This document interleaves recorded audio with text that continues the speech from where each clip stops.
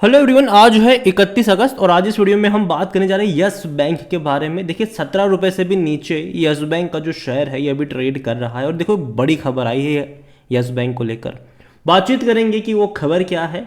और वीडियो को शुरू करूँ उससे पहले अगर आपने अभी तक चैनल को सब्सक्राइब नहीं किया है तो प्लीज़ अभी इसे सब्सक्राइब कर लीजिए, क्योंकि आगे भी बहुत सारे वीडियोज़ हैं जो आपको काफ़ी ज़्यादा हेल्प करेंगे। तो देखिए 16 रुपये 75 पैसे के आसपास यस बैंक का शेयर ट्रेड कर रहा है। पिछले एक महीने में अगर हम देखें तो 1% की गिरावट है, लेकिन इस बीच कोई बहुत बड़ी तेजी नहीं आई, कोई ना ही कोई बहुत बड़ा डिक्लाइन आया। इसी रेंज के आसपास ये घूम रहा है।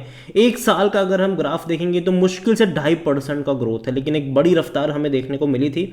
और ये जो तेजी आई थी ये तब आई थी जब दो बड़े फंड हाउस ने यस बैंक में खरीदारी करी थी और उसके अलावा यस बैंक ने अपने जो एसेट्स ऐसे हैं जो रिकवर नहीं हो रहे, जो एनपीए कह लो, ठीक है, तो उसको ट्रांसफ़र किया था, जिसके चलते तेज़ी आई थी और बड़ा पैसा उनको वहाँ से अब मिलने वाला था। लेकिन उसके बाद लगातार डिक्लाइन देखने को मिला और अभी अटेम्प्ट कर रहा है, कोशिश कर रहा है ऊपर जाने को। लेकिन अभी एक बड़ी अपडेट आई है उसी जेसी फ्लावर को लेकर, जिसको इन्होंने अपना एनपीए बेचा था।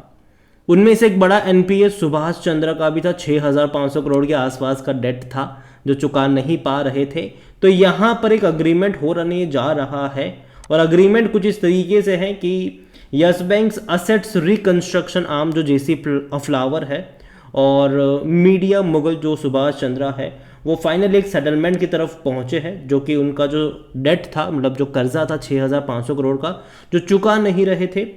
तो फाइनली अब जेसी फ्लावर जो है उन्होंने एक्सेप्ट कर लिया है कि 75% का रिडक्शन इन डेट, मतलब कि 6,500 करोड़ के बदले सुभाष चंद्रा अब सिर्फ 1,500 करोड़ रुपए चुकाएंगे to regain control over the family stakes assets including Dish TV, Zee Learn and बाकी की जो 3 और इनकी प्रॉपर्टीज है, इनका दिल्ली का बंगलो है। ये रिपोर्ट्स कह रही है, मतलब 6,500 की जगह भैया 1,500 करोड़ रुपए चुका दो, बस बहुत हो गया। और यहां पर अगर हम बात करने जाए तो according to the CNBC TV 18 source, the settlement terms की अगर हम बात करें तो 15% का जो पेमेंट है वो इनको 30 दिनों के अंदर करना होगा और बाकी का जो 85% का जो पेमेंट रहेगा वो आने वाले 6 महीने के अंदर कर सकते हैं। अब यहाँ पर अगर आप देखो तो इंटरेस्टिंगली अगर हम देखें तो यस बैंक का जो असेट्स था, ठीक है, जो नॉन परफॉर्मिंग असेट्स जो एनपीए था, वो तकरीबन 48,000 करोड़ के आसपास का था। तो उस असेट्स को, उस एनपीए को यस बैंक ने बेचा था 11,185 करोड़ के आसपास, यहां पर बेचा गया था, ठीक है। और एसएल ग्रुप की जो सब्सिडरी कंपनी है Zee Learn has earlier signed its intention to resolve issue with JC flower. तो भैया अब ये है कि जेसी फ्लावर बहुत बड़ा हेयरकट ले रहा है, ठीक है, ये बहुत बड़ा 75%, मतलब बहुत ज़्यादा हो गया यहाँ पर। JC flower ARC will retain its 25% stake in Dish TV until the complete agreed sum repayment, मतलब अगर ये पेमेंट जब तक नहीं करती तब तक 25% का जो स्टेक है डिश टीवी में ये जेसी फ्लावर के पास रहेगा। And the stake has been acquired by ARC from Yes Bank during the debt transfer to them, मतलब जब यस बैंक ने डेट ट्रांसफर किया था जेसी फ्लावर को तभी इनके पास आया था।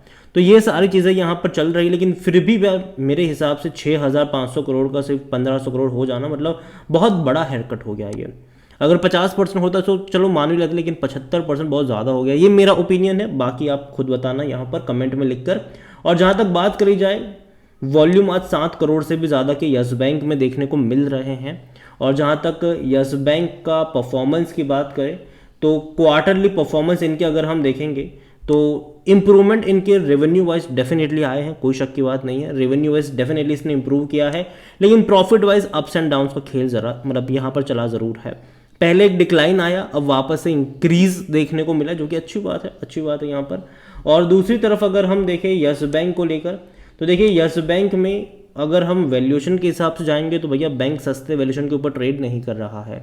देखने में 16-17 रुपये आपको देखने में सस्ता लग सकता है, लेकिन वैल्यूएशन के हिसाब से इसका 62-63 का पी रेशियो है, जबकि सेक्टर पी 16 का है। मतलब सस्ता तो ये किसी एंगल से अभी नहीं है। लेकिन कोई भी एनालिस्ट खरीदारी करने की भी यहाँ पर बात नहीं कर रहा है। जहाँ तक शेयर होल्डिंग को लेकर हम देखें तो प्रमोटर जो थे राणा कपूर एंड फैमिली, वो तो यहाँ से एग्जिट कर चुके हैं, उनके पास अब कुछ नहीं है। म्यूचुअल फंड 0.16% की होल्डिंग लेकर बैठे हैं। डोमेस्टिक के पास अगर हम देखें तो 37.78% की होल्डिंग है। और इस डोमेस्टिक में अगर हम देखें तो एसबीआई भी यहाँ पर आता है। कई सारी जो बैंक्स है जिन्होंने मुश्किल दौर में यस बैंक के 10 रुपये के भाव पर इक्विटी खरीदी थी, वो भी यहाँ पर आती है। एफआईएस के पास 23.79% की होल्डिंग है। रिटेल और अदर की मिलाकर 38.26% की होल्डिंग देखने को मिल रही है, जिनमें से रिटेल इन्वेस्टर्स 22.34% की होल्डिंग लेकर बैठे हैं। देखिए यस बैंक मेरे हिसाब से बर्बाद होने वाला बैंक नहीं है, बच चुका है ये। हम सब ने यस बैंक क्राइसिस देखा था, बैंक बर्बाद होने ही वाला था कि एसबीआई के साथ साथ और भी कई सारी बैंक्स आई जिसने यस बैंक में 10-10 रुपए के भाव पर इक्विटी खरीदी और 10,000 करोड़ रुपए की फंड रेजिंग हुई। उसके बाद यस बैंक में दोबारा से फंड रेज हुआ, लेकिन इस बार जो हुआ वो रिटेल इन्वेस्टर से हुआ और 12-13 रुपए के भाव पर इक्विटी बेची गई, पैसा रेस करा गया, तकरीबन 15,000 करोड़ रुपए रेस करे गए। इसके अलावा जब ये तेज़ी आ रही थी तो दो बड़े फंड हाउस ने यहाँ पर खरीदारी करी थी और एक बहुत बड़ा पैसा वहाँ से भी रेज हुआ था। जो इन्होंने जेसी फ्लावर को अपने एनपीए बेचे तकरीबन 48,000 करोड़ के आसपास के, उसका भी पैसा हालांकि पूरा पूरा तो नहीं आया, लेकिन धीरे धीरे वो भी आना शुरू हो जाएगा, जो कि अच्छी बात है, कोई बुरी बात नहीं है।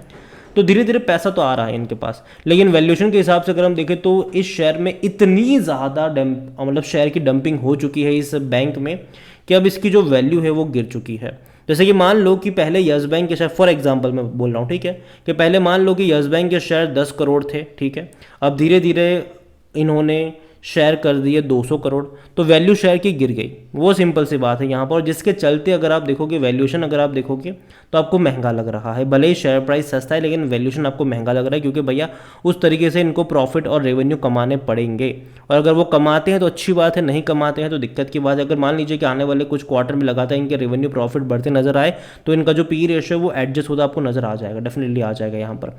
और जो दूसरी बड़ी बात है कि अगर यहाँ से तेज़ी आती है ना, तो याद रखिए जो बैंक्स थे जिन्होंने 10-10 रुपए के भाव पर इक्विटी खरीदी थी, उनका 3 साल का लॉक इन पीरियड खत्म हो चुका है, तो वो लाइन में लगे हैं अपनी प्रॉफिट टेकिंग करने के लिए। तो बीच बीच में आपको उसके लिए भी तैयार रहना पड़ेगा। लेकिन जहाँ तक बात करें बैंक की, तो बच चुका है यस बैंक, डूबने वाला नहीं है। और फंडामेंटल्स अगर हम देखें तो उतने भी खराब अभी के लिए यहाँ पर लग नहीं रहे हैं, ये मेरा मानना है, बाकी मर्जी आपकी है। लेकिन जहाँ तक फ्रेश बाइंग की बात है, अभी भी मैं कहूँगा कि 14-15 रुपये के लेवल का मैं वेट करूँगा। 16-17 रुपये अभी के लिए मैं अवॉइड कर रहा हूँ। और जिस तरीके से हाई वैल्यूएशन के ऊपर ऑलरेडी ये पहुँच चुका है, थोड़े से करेक्शन यहाँ पर बनते हैं, और जब वो करेक्शन आएंगे तब डेफिनेटली मौके जो है वो शायद आपको यहाँ पर बनते नज़र आ सकते हैं। अगर आपके पास है तो बने रहिए, लेकिन उसी कंडीशन में बने रहिए जब आपका जो नज़रिया है वो यहाँ से कम 2-3 साल तक बने रहने का हो। अगर आप फ्रेश बाइंग भी कर रहे हो तो अगर 2-3 महीने के लिए एंटर करो तो भैया मत ही एंटर करना,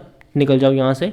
लेकिन अगर आपका नज़रिया 2-3 साल का है तो ही फ्रेश एंट्री है वो करने की कोशिश करिएगा। और जहाँ तक फ्रेश एंट्री की बात है, जैसे कि मैंने कहा 14-15 रुपये के लेवल पर आपकी नज़र होनी चाहिए, ये मेरा ओपिनियन है। और वहाँ से भी बाय ऑन डिप्स की तरह ही बाय करना चाहिए, ना कि किसी एक लेवल पर बहुत सारे शेयर्स खरीदने चाहिए।